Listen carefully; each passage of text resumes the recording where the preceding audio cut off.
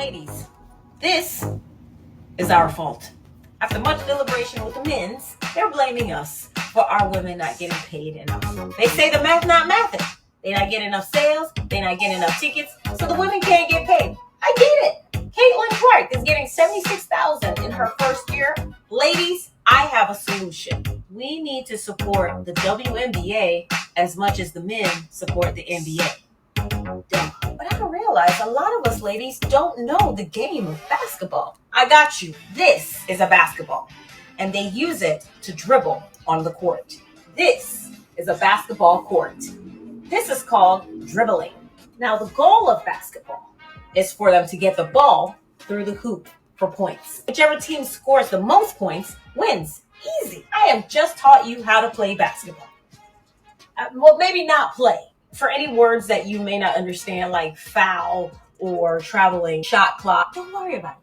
They have liquor. Just fill these seats and let's get our girls paid. And I'll be back for more tips on how to play basketball. You'll be a pro in no time.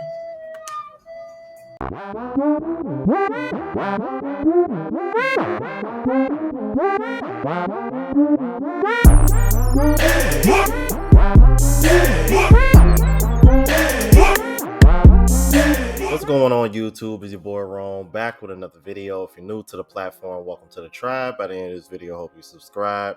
So I'm pretty sure a lot of you guys are familiar with who Caitlin Clark is if you follow basketball, but if you don't, Caitlin Clark is pretty much she was drafted #1 to the Indiana Fever recently, and she's been going back and forth with Angela Reese as far as college basketball goes between Iowa and LSU. And I think she just lost to them as well. Well, I think she lost to South Carolina, actually, because South Carolina won the championship. And congratulations to Dawn Staley, because I was always a fan of hers. However, I'm really getting sick and tired of this being an issue.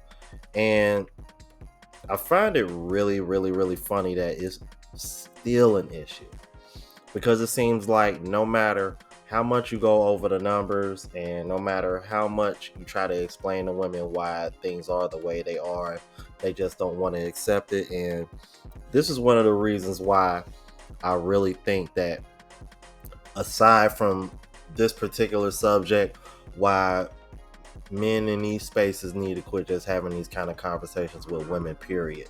And I'll be going over that in another video, but I currently want to cover this topic because it's like all over my feed. No matter where I go, no matter what platform I'm going on, I keep seeing this pop up. So without further ado, let's go ahead and jump into the next video. Caitlin Clark will earn $76,535. In the second year, Caitlin Clark, the #1 pick, will earn $78,066. In the third year of her contract, she'll get $85,000, and in the final year, she gets $97,000. Right. This is what the #1 player, who's now at the WNBA, who's already filling stadiums, and they know it because they're already selling out. And had better ratings in the Final Four. Right. And I understand people are going to tell me about math. And We understand the WNBA didn't, blah, blah, blah. Yeah. I don't care about math now. Okay, now What? Bro, what are you talking about, man? please tell us what a man who's the #1 draft pick gets paid. The #1 draft pick in the NBA. Yes. A #1 draft pick, first year. $10 million. The gap is so jarring. It's jarring. 10 million to 78. It's so jarring, the discrepancy. Yes. When we're talking about equal pay, that ain't even close. I know. And I think about the soccer team, the women's soccer team had to fight. It's just like this. I feel like it's the same story. And I understand it's about the WNBA. We get it. Wasn't making a ton of money. We get it. I understand. But we also know that things are changing. Right. This is the moment. Yes. And by the way, I think they already know, because there's already data that's going to show what's going to happen. They've already started selling things out. Yes. And we also understand, before you tweet at us, we understand that she will get endorsement deals. Yeah, we're not talking about endorsements. We're just talking about the baseline paycheck, which is hugely different than the men. We see Hoda's shaking. Hoda's because shaking. You know why? And when you make Hoda mad, you never know who's going to come out. It could be Helen. Shut up, bitch! Yeah, because now I'm mad. The fuck do you mean you don't care? You do know. We know math. I'm like, well, since you know math, then you would know that every single year the WNBA falls under a deficit. The NBA are the ones that are paying that deficit just to keep the league afloat and still running. The only reason why that league still exists to this day is because it's subsidized from the NBA. What the hell are you talking about? I don't. This is what I mean, bro. Logic versus feelings, bro. We know the math and we understand, and I don't care. Now, imagine if men spoke like that. Women would not accept that at all. That's why I keep telling you guys, they only use logic when it's beneficial to them. Otherwise, they're gonna use their emotions, and I can't help how you feel. So because of that, it always validates where they coming from, regardless of whether it makes sense or not. Because it makes her feel a way, that's more important than the fucking numbers. And this is coming from somebody that's actually pretty damn good at math. Through high school, from kindergarten through high school, I always had an A in math. So miss me with this bullshit, bro. Y'all really want to see the WNBA players make more money? Do what the lady did in the first clip. Fill up them damn seats. Yeah, sure, she been selling out. Yeah, they've sold things out since she's gotten drafted. Kudos. Good for her. But that doesn't mean she deserved all these millions of dollars up front. The NBA been going on for how many years now? Come on, y'all. Man, and even the men are getting involved in this, pandering to these women, bro. Check this out.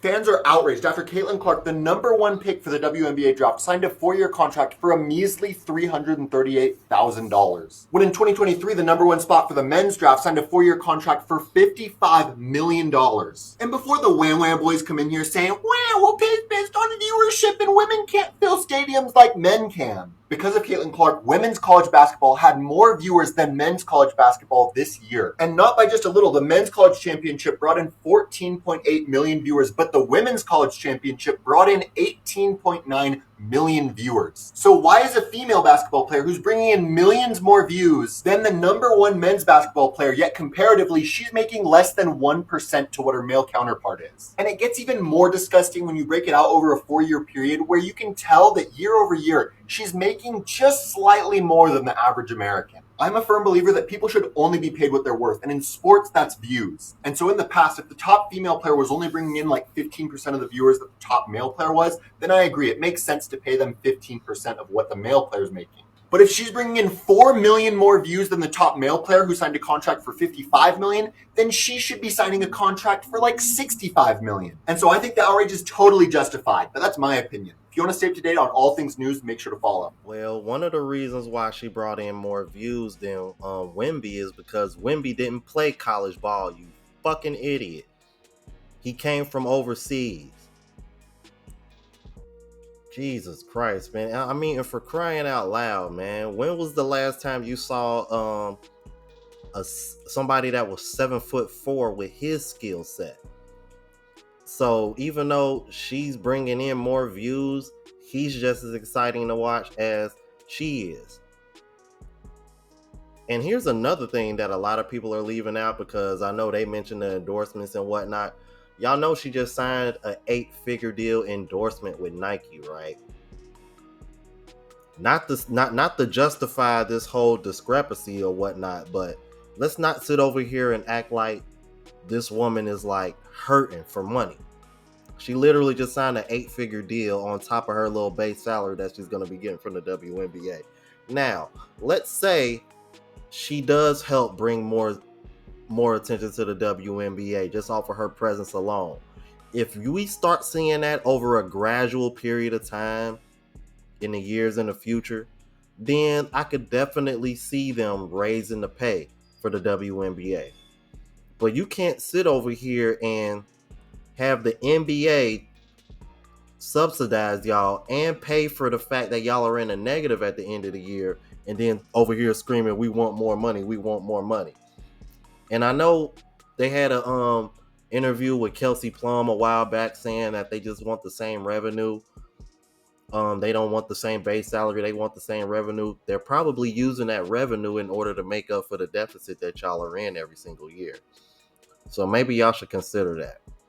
But I don't know. I could be wrong about that part, but all I know is that they are in the negative every single year, and the NBA is the one that's keeping them afloat. So I don't understand the issue here. It just seems like women are in their feelings and they're not using their logic to understand why there is such a discrepancy in pay between both leagues. But y'all let me know what y'all thought about this. If you're new to the platform, please subscribe. OGs, I appreciate the love and support. Make sure y'all hit that bell notification. That way y'all know what I'm uploading. Hit the like button because that helps with the algorithm and helps me reach a broader audience. Also, look out for the travel vlog channel, Unplugged Traveler. Link is in the description. Until the next video, y'all. Deuces.